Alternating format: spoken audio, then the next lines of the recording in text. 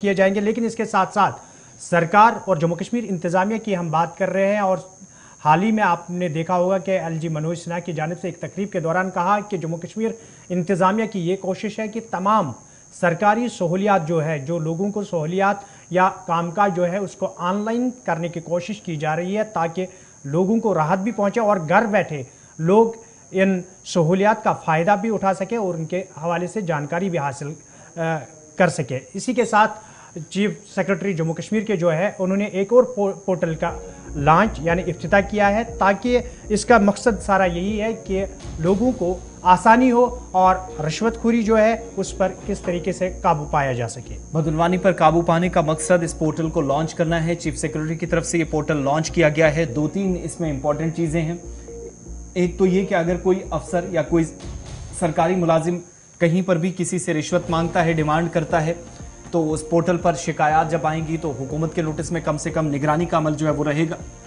और इसके अलावा रिश्वत से पाक महकमों को या मुआशरे को बनाने के लिए यूनियन टेरिटरी के अंदर, जिसको महकमा जाती एक्शन RDA पोर्टल कहा जाता है, उसका आगाज यूनियन टेरिटरी एडमिनिस्ट्रेशन ने कर दिया है।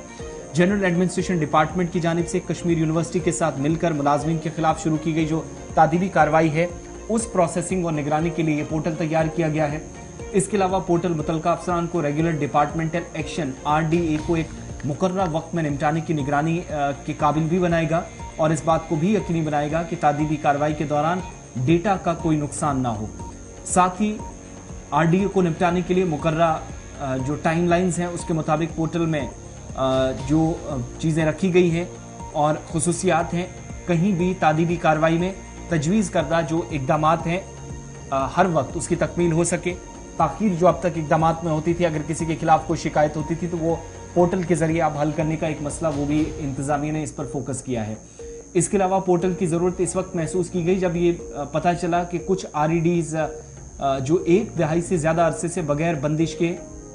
मुख्तलिफ हिस्सों के अंदर फैले हुए हैं और कुछ मामलात में RDA से फारिग होने वाले जो मुलाजमीन हैं वो भी बरकरार हैं। इसके अलावा RDA की 1 साल से मुकम्मल होना था और अब जाकर कई ऐसे मुलाजमीन जो मुख्तलिफ डिपार्टमेंट्स के अंदर काम करते हैं जिनके खिलाफ शिकायतें भी आती थी, लेकिन उसकी निगरानी बाद में कामकाज की कौन करेगा ये जिम्मेदारी तय नहीं हो पा रही थी, तो उस पर फोकस किया गया है। और अब जाकर जो तखमीना लगाया गया है, बजट का तखमीना, उसमें मुख्तस और निगरानी का निज़ाम, आपका मोबाइल हमारा दफ्तर इक़दाम है,